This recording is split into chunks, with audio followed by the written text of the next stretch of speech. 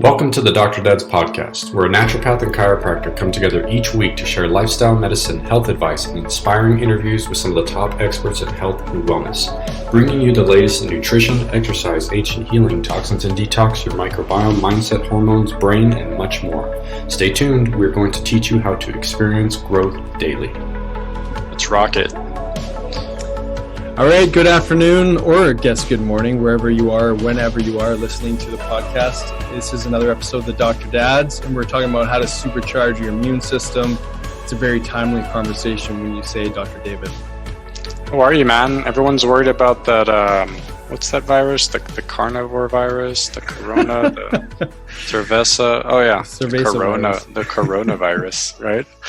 It's funny, right? Because this is like the sixth one in the last 10 years. They like to throw them out. We had the bird flu, the swine flu, the Zika virus, SARS. SARS. Yeah.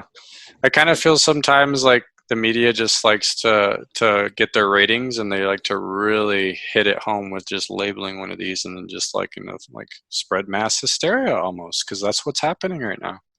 Well, yeah, and obviously we can see it because, there's 1,000 different themes going out right now with people running to the supermarket to load up on tissue or toilet paper and water and all sorts of supplies. I honestly think that often we're too tied into the zombie apocalypse movies that keep getting blasted out to us, and we keep thinking of the worst case scenario with these viruses that come out. And so it's unfortunate just how easily manipulated we are by mass hysteria, and it's unfortunate. And at the same time, obviously there are people getting affected, so this is not to be insensitive of any family who's had someone affected and possibly even mortality from the flu.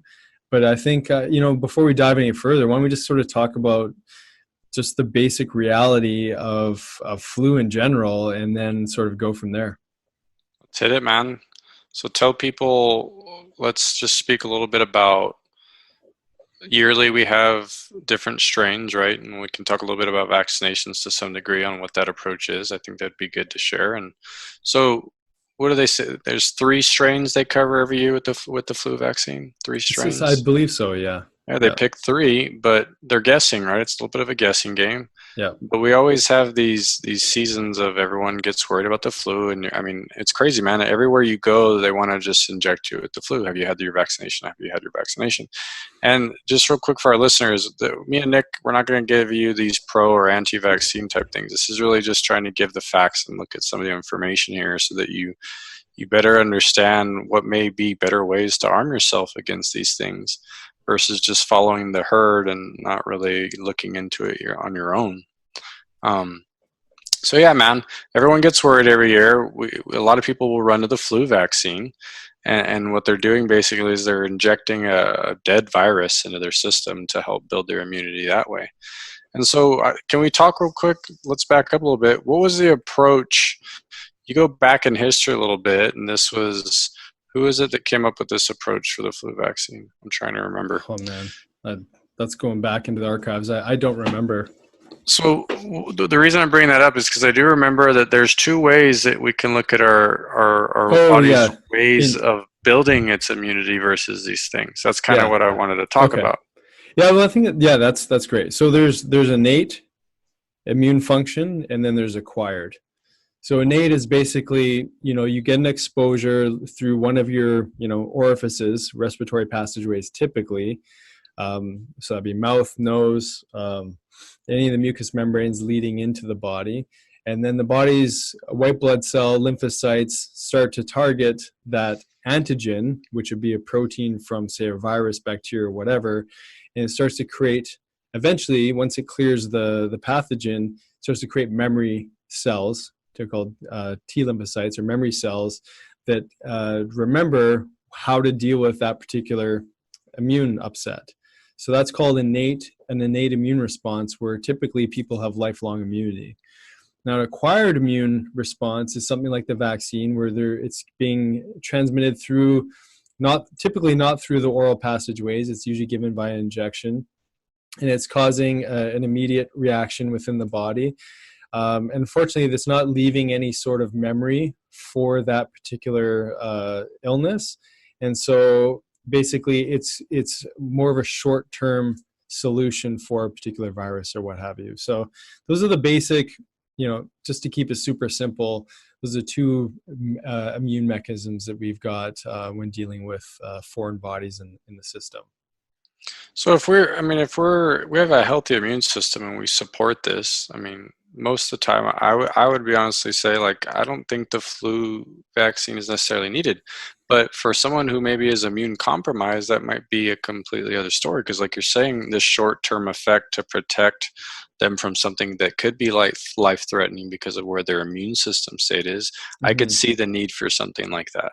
Yeah. Well, I can't help but think back to one of our guests.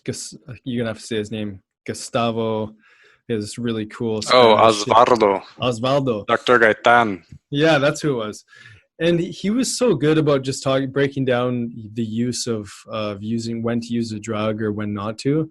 And I love that discussion because you just hit the nail on the head. There's certain populations of people that either don't have access to the information, they don't know how to properly support their immune system, or maybe they're just not in a place where they can properly take care of themselves. And maybe those are populations that are going to benefit from you using a vaccine, and maybe the rest of us that maybe either have access or resources or what have you to access that education, then maybe we can support that process through learning how to build your immune system in a more like robust, all-encompassing kind of approach instead of a targeted. Like you said, you never really know what you're getting each year when a flu comes on. So enter a coronavirus where there's obviously no known vaccine at this point in time. There's mass hysteria because most people are expecting there to be some sort of preventative measure to prevent getting the flu, right? And so, same with the flu vaccine, there's no 100% guarantee that even if you get that vaccine for that particular virus, it's going to prevent the infective process. But there's safety in knowing there's something targeting your immune system, which I think also supports the mental emotional hypothesis of like just reducing fear. And unfortunately, we're in a mass fear frenzy when it comes to this virus. Well, nobody likes the flu. I think I've had it like once, and it's awful. Like everyone listening is like, yes, it's like the worst ever. Your body aches. You can feel like every bone in your body. It feels like it's going to snap, right? It's just massive headaches. You feel awful. So I get the idea of people really trying to avoid this. But I was hearing you talk right now, brother, and you're talking about this mass hysteria, but I think there's a little bit of worry there too, because I think more and more people these days are immune compromised. Totally. Compared to back, if you turn the clock back, right? Like, yeah. It's kind of like, well, what can I just take to give me that fix to protect me? Because I want to keep doing all the things I shouldn't be doing to take care of my body. Mm-hmm. So then there maybe need to be some worry there, but I don't worry about not getting the flu vaccine. Yeah. I don't. Like, yeah. And I want our listeners to understand, like, there is a reality of you doing the right things from a lifestyle place, like Nick is saying, to actually it boosts your immunity up to be well protected all the time so that your body can take care of you when these things come around. You don't have to freak out and worry as much. So yeah, you want to get into that, or did you want to talk a little bit more? Well, let's just break down some of the basic numbers. So the last time I looked in the U.S., there's better numbers in the U.S. than there is Canada, and there's just a larger population size, which makes it more interesting, I think. But let's say the typical flu within the flu season, maybe anywhere from 150 to 200,000 people, or possibly more. Again, this all just comes down to who's being tested for a particular virus. It could probably be closer to upwards of 300,000 people a year, in the U.S. Have some sort of moderate to more severe affliction from the flu. And it's estimated that anywhere from 20 to 50,000 people per year die of the flu, and that's just the typical of flu. And so with the numbers that we're seeing with the coronavirus at this point in time, it's still early on, but there's somewhere around 90 some odd thousand people who have been affected. And at this point in time, there's somewhere around 4,000, I believe, people who have died as a result of the infection, which puts the mortality rate somewhere around, 0.04 if we did just rounded up that math. So that's a really small number in comparison. And it's typically a little bit more aggressive, and it's seemingly more aggressive in how it's showing itself up. But the numbers in relationship to the regular flu are minuscule in comparison, which, should in of itself be a bit of a support system for people to realize that we're gonna get through this, right? This isn't the end times. We can be really proactive and smart about this, and especially when we're putting things in perspective. So I think just looking at just some of the data at this point in time, I think it's important to bring that to people's awareness. Well, I would tell our listeners, be careful where you go for your news. Yeah. I mean, you have to remember, some of these news stations, they're just going for ratings. It doesn't necessarily mean you're getting the truth. And so, Nick's very good at sifting through this stuff, and I have my quirks about sifting through some of this info sometimes to get more of the facts and the data. And like Nick is saying, even the data we're getting is probably not completely accurate, but it's probably closer to. And yeah, that's kind of what I've been telling everybody is like, look, in relation to the big picture of how many people are going to pass away from the flu, this is like nothing right now. Yeah. I was like, so don't be so worried. I tell them, just do the things you're supposed to do to keep your immune system up, and you'll be fine. But it's crazy, man. Like, everybody's worried. Yeah. There's a lot of fear right now. Oh, there totally is. And, if we all just did the basics, what are the basics? Literally washing your hands. Don't touch your face. There's some information to show that there's fecal oral transmission. So again, just doing a really good job of washing your hands after a bowel movement, after being in the bathroom. That's just basic hygiene. I mean, that's how, from what I understand, as history tells us, that's how we got over the bubonic plague, was just upping our personal hygiene practices. And that in itself is going to go a massive amount give us a massive amount of traction, just following those basic steps. And it's interesting, from some of the information that I've looked at, is that the hand sanitizers, like the alcohol-based cleansers, aren't as effective as regular soap. The soap has that surfactant quality to it, which basically helps to mobilize the viral attachment to the surface of the skin. And then you're also not wiping out your natural immune system, which you would if you're using alcohol-based cleanser on your hands. So you're actually still sustaining your natural microbiome when using just basic soap. And so I think even that in itself is important information, because again, just like the toilet paper, hand sanitizers are going out of stock as well. So for you moms that like to bathe your kids in the antibacterial stuff, chill out a little bit. Just get them to wash pretty regularly. And dads too, not just moms. But that's some good information, man, because people like to use that antibacterial stuff like soap all the time. Yeah. And let's talk about the masks. Because when to use a mask, if you're sick, great. First of all, if you're sick, you should stay home. That's step number 2 of basic hygiene. If you're not feeling well, if you got a cough, if you got a fever, just stay home if you can. Now, hopefully you can stay home. But that mask is not to prevent virus from getting into your body from other people. It's literally to protect others from you. So the only time you should ever use a mask is if you are sick and you're in public. Then you're maybe limiting exposure to other people. And if you have to cough and you don't have a mask, obviously be conscious of where you're coughing. I mean, these are basic hygiene things. And it turns out some of the stuff I've been looking at is that there's actual shortages of these masks for healthcare workers. And these are the people that actually really need it, that are out in the public. Again, it's not going to prevent someone from acquiring a virus, but it's definitely going to help to decrease that effect a little bit. But the basic message is, if the only way that us as a public should be using those masks is if we're in fact sick and we have to be out in public. Otherwise, I have a patient she works in a hospital, and they literally had to meet with all their employees and tell them to quit taking the masks. Yeah. And because they say we need them for like surgeries and the stuff we need them for, like, quit taking these. Everybody was taking them out of the supply rooms and stuff. Yeah.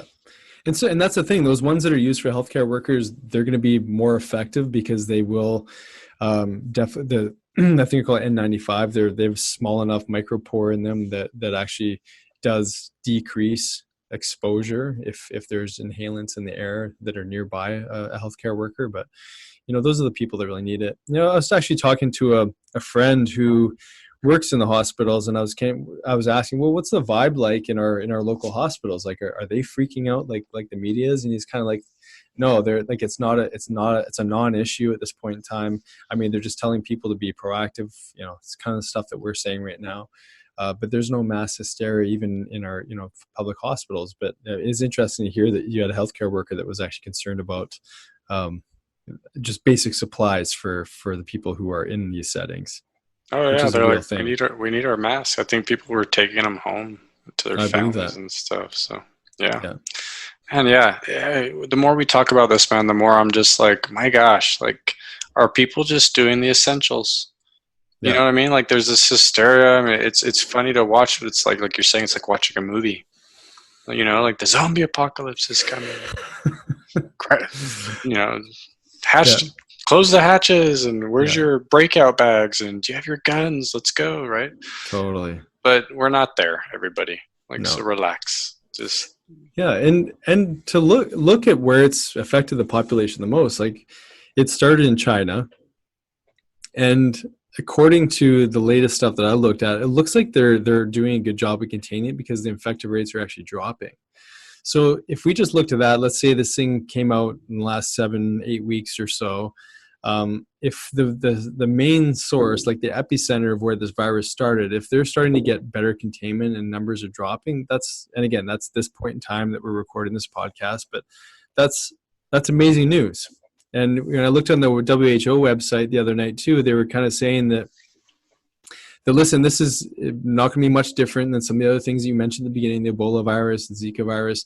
It's going to linger for probably another year. It's going to be, in and out of the media. It's just really big right now because the media is pushing out so much, but just plan that this is probably going to linger for a while because of the way transmission of viruses work. So, I mean, on just looking at that basic information, let's break down what are some other things you can do for yourself. Like, let's talk about sleep. How about sleeping a little bit better during this time to build your immune system? Yeah, I mean, it's number one. I always tell that to everybody. Like, we have to be sleeping well. If we're not, our immunity definitely drops a number with just our ability to handle any kind of stress. But yeah, like, are you sleeping well? Are you getting your 8 hours? Is it quality sleep? Are you tracking your sleep quality? That's going to be numero uno. You got to start there if that's not already great. And second to that, do you want to talk more about sleep? I mean, that's pretty straightforward. Like, Dave and I both use the Oura Ring. You lost yours though, apparently. You got a new one. Nice. Yes, back to recording. Right. Yeah. So I mean, that's super important. I mean, we need that deep sleep. We need that REM sleep to really make sure that we're actually repairing, right? And we need that heart rate variability nice and high so that our nervous system is intact. And sleep is the main time that we're going to do our healing at night. So yeah, I mean, that's a given. So how do you be more proactive right now? Maybe you just set an earlier bedtime, right?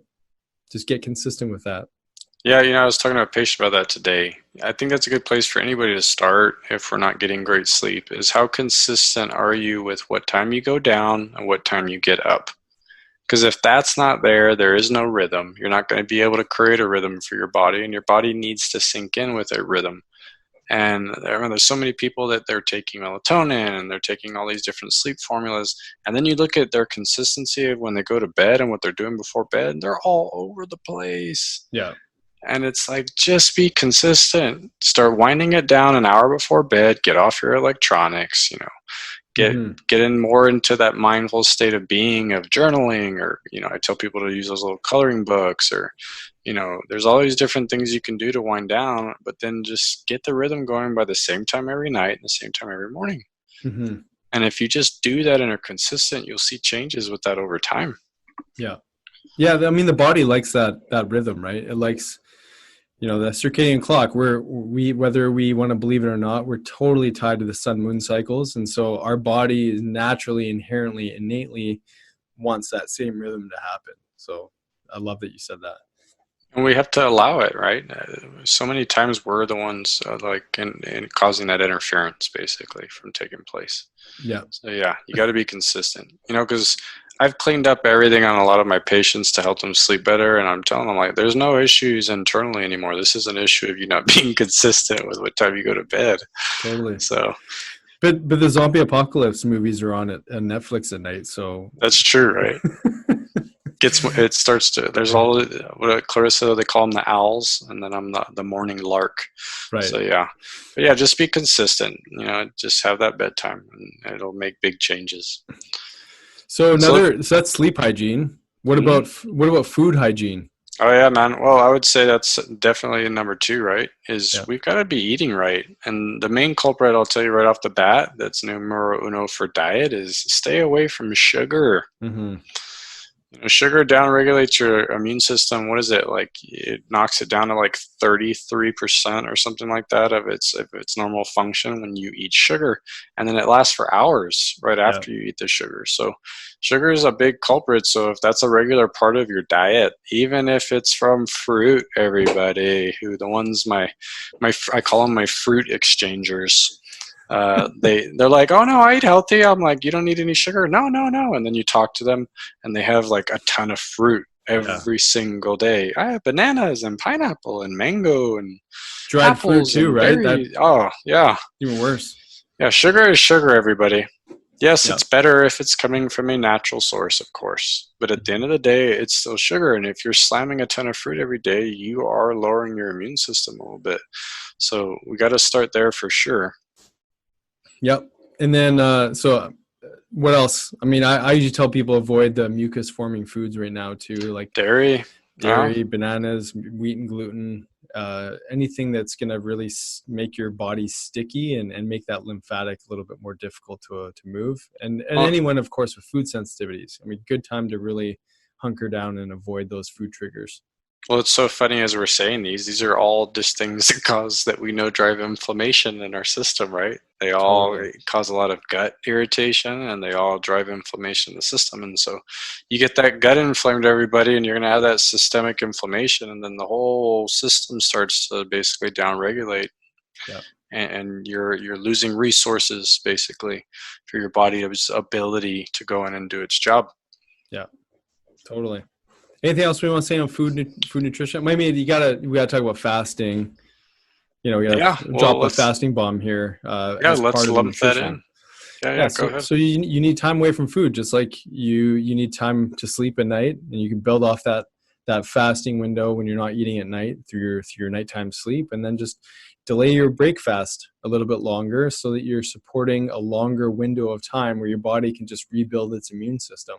I know personally, since I started doing just my daily intermittent time restricted eating, it's massively improved my immune function. I was getting sick, especially with the young kids, I was getting sick very frequently. And out of all the strategies or life changes or symptomatic changes in my body, strengthening my immune system was the most obvious thing that shifted for me once I started to build that into my lifestyle. And that was something like 7+ years ago. So I know that if I ever feel like I'm starting to get sick, I just move into a longer fast and just brings my body back. Well, and I have to second that. I have not been on a 7-year journey with fasting, but I think I'm on going into year 4. And yeah, man, definite massive shift of my immune function over the years since I've done that. And like Nick's saying, also not just intermittent. I mean, even the fact that we do block fasting and some of these other things, block fasts are a great way for you to actually build up your immune system, because one of the things that happens during a 5-day block fast is we actually create enough autophagy in our system, and then we get this massive burst of stem cells. But one of the main types of cells that gets affected are our immune cells. Yeah. So sometimes we have these overreactive immune cells that can actually basically just like they have a coordination issue with their ability to fight infection in the body. And so when you go through a block fast like this and you experience that autophagy and that big stem cell burst, you're actually building new healthy immune cells that are more calibrated and coordinated to do their job better. So Yeah, I mean, it's a combination of each of these things. Those are more long-term, but it's a long-term solution. I mean, the more you fast in your lifestyle and you keep going, the more benefits you'll see over time. So definitely something you can't just do for a little bit and then just be done with it. Well, I'm glad you said that because, you know, as we just alluded to in the beginning, or as we shared in the beginning of this podcast, we were talking about like every year or every couple of years there's a new virus that comes out. How would it feel to be in the state where you're not constantly in reaction mode and you're just really focusing on prevention optimization because you've just dialed in such a ongoing lifestyle practice that makes you superhuman, right? Like it supercharges your immune system. And that's the beauty in all this stuff that we're sharing, is that when's the best time to start? Well, right now. You know, you start right now and you build this into your lifestyle practice so that you don't have to be in constant state of reaction and be in a state of fear every time, you know, the next virus comes out. You can put your best foot forward and really, you know, own these processes that can have a huge effect and impact on your immune system. And just to dial it back into autophagy, I mean, the Nobel Prize in Medicine was awarded in 2016 for understanding this role. And I can't remember how to pronounce this guy's name. He was a Japanese guy.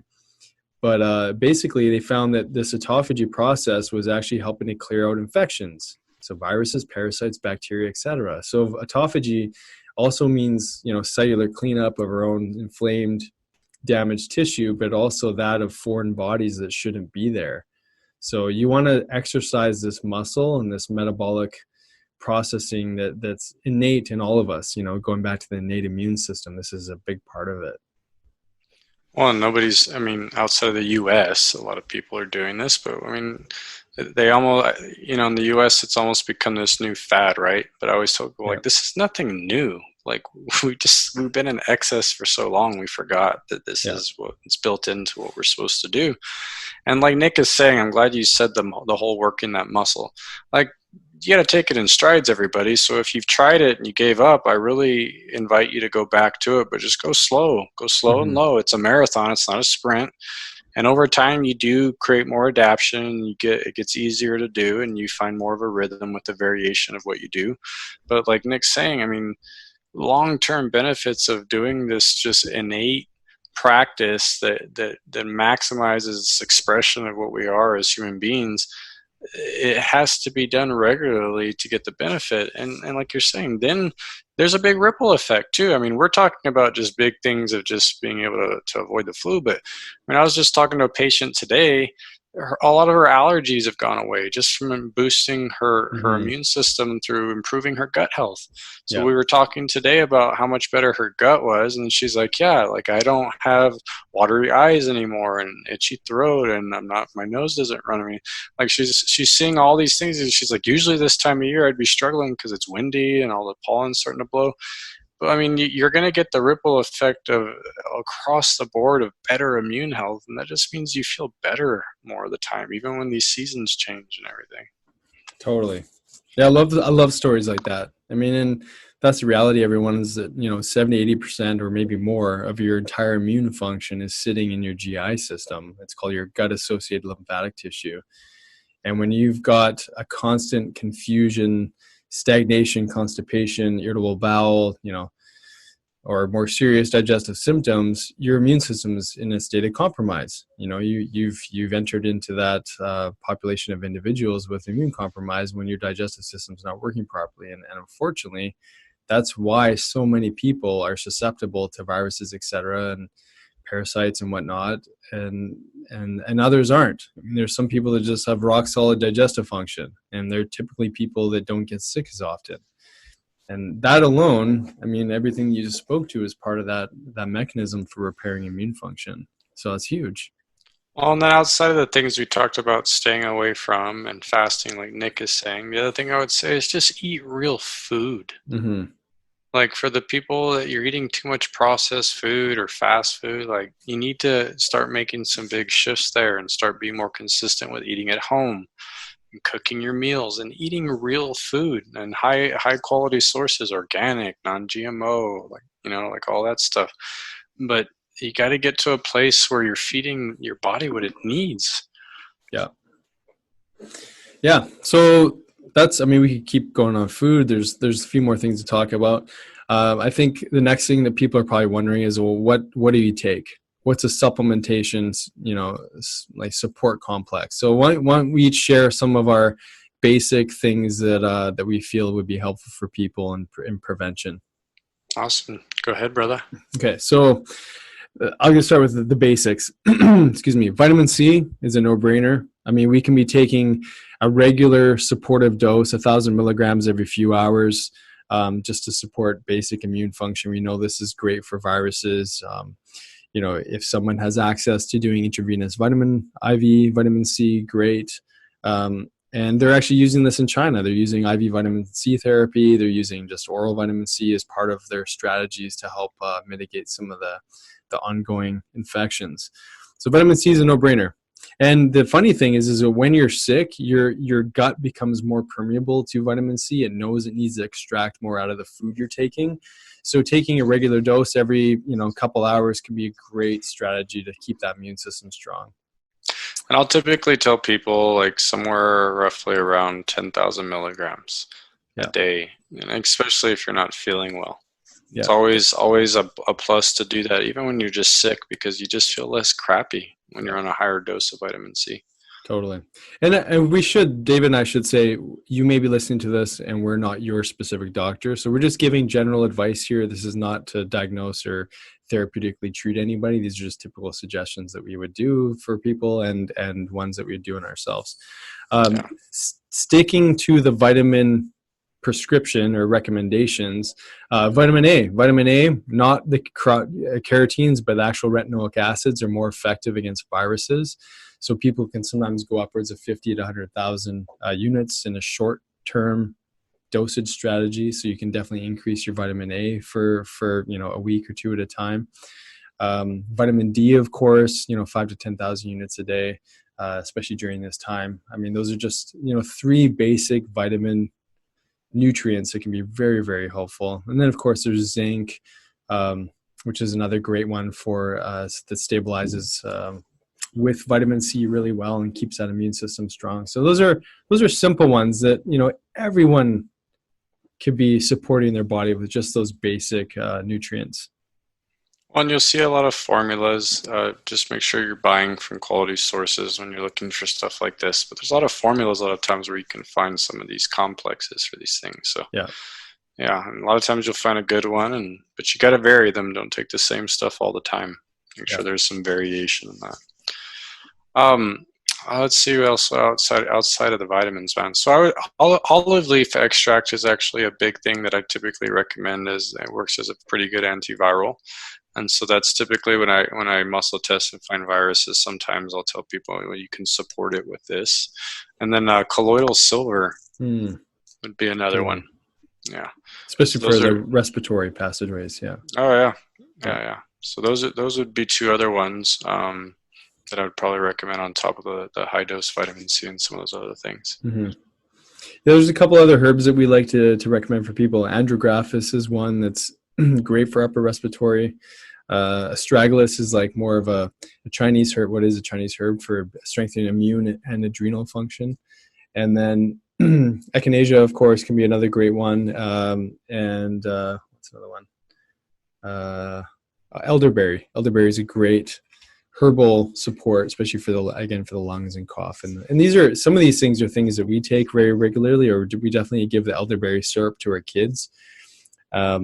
And speaking of the flu, I mean, our kids actually, or both our boys, just got whacked with something over the last couple of weeks. They were down and out with fever and cough. We had them home from school for a good week or two. And, these are some of the staples that we use on our boys. And let's talk about, is there any others there that you want to say? No. I was going to say you should talk about some of the longevity lab stuff that you were using on them when they were sick. Well, yeah, because one of the first ones that we would suggest for people is the heat therapy, right? The saunas are powerful, and you guys have a sauna too. I mean, it's a powerful tool to really stimulate an immune process, and it's mimicking what a fever does in your body. Like, we're supposed to get a fever so we can fight infections. That's our body's natural response.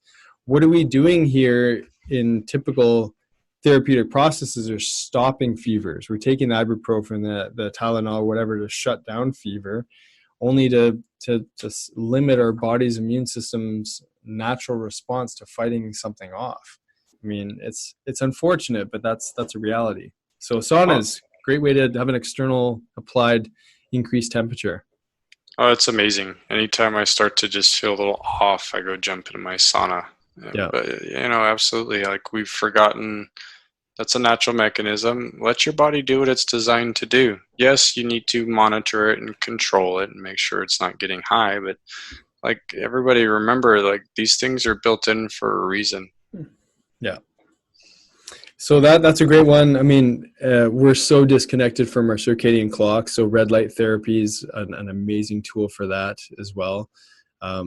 We actually just got a little handheld device called Rouge. It's actually made here in Canada. I just did a post on social media on it. And it's a great little mobile device you can take with you and bring into the sauna with you if you like. But great to just stimulate that circadian rhythm first thing in the morning before bed would be another time to use that. That's for, increasing mitochondria, just getting the hormonal production stimulated in the appropriate times of day. Again, that's partly what we talked about with sleep, just creating a natural biorhythm in the body that's super helpful for creating that rhythm, and your body knows when it should be doing what. And then breath, we did this a lot at the retreat, right? Really supporting healthy breath work is hugely important. I mean, how are we supposed to activate our immune system when we're constantly in fight or flight and just breathing the upper part of our chest? If we're not maximizing the full expanding process of what our lungs are meant to be doing, we're not exercising that diaphragm, we're not stimulating proper oxygen uptake down into all the little alveoli sacs. And so using that tool of proper breath work, and you can jump in the hyperbaric chamber at the same time, right? To really oxygenate the entire body. Well, I like how Nick's talking about that. The tone of your nervous system plays a massive impact on your immune system's ability to activate and do its job. So if you're stressed and there's a lot going on and you're not getting that breath, or you're not using one of these tools like meditation, or like we talked the other day about just having a process to down-regulate that nervous system, you're basically open to getting infections. Yeah. And especially if this becomes a chronic state too long. So you got to really be proactive there on controlling that stress in the system. Yeah. BEMER therapy, man. I was thinking as you were talking, the BEMER. Totally. Microcirculation. Yeah. The BEMER helps in, 32% increase in microcirculation. So for our listeners, your circulatory system is like the super highway on which we have to carry everything to our cells. And if you're not circulating well, if we have poor vasomotion, this affects your body's ability to have a proper immune response, where these white blood cells need to travel to do that. So the BEMER therapy is amazing. That's amazing. Well, and the other thing that the BEMER therapy does, I can't remember what the cytokine stimulus is, or the receptor, but it actually increases motility of the white blood cells too. So when you're that's what I was talking about. Yeah, totally. It's not perfusion because the superhighway opens up. So it's incredible. Yeah, I mean, for our listeners, this is worth a dabble in. Go to YouTube and type in BEMER microcirculation. Yeah. And there's a really neat video that shows you a pre and post video of what this actually looks like when you have poor vasomotion, you don't circulate well. And it shows you how we're having very little, basically, white blood cell response. And remember, like, when your immune system's triggered, those white blood cells have to go places. But if you're not circulating well, they're not getting where they need to go in a timely manner. It's kind of like having this massive traffic jam. Totally. So yeah, it's very powerful therapy. I love my BEMER, man. I love my BEMER. Oh, me too. I'm gonna get on that later today, actually. So one of the things, I really encourage people to watch that video. I think we may have posted onto one of our web pages. I don't know if you put it on one of your website pages as well, but I mean, you can literally see the numbers of white blood cells increasing as it's moving through, and just the speed at which the rest of the red blood cells are moving through those vessel systems. It blows you away. I mean, you think of like anyone getting a chronic state of inflammation or a chronic state of sickness, it's because of stagnation. We're not moving. And, especially your lymphatic system, the only way your lymphatic system moves is when you move, so to take that vasomotion to the more like external application, that's just movement in general, right? Like that's like yoga, that's running, that's swimming, any sort of cardiovascular output that's going to help stimulate flow is going to be so helpful for your lymphatic and immune system.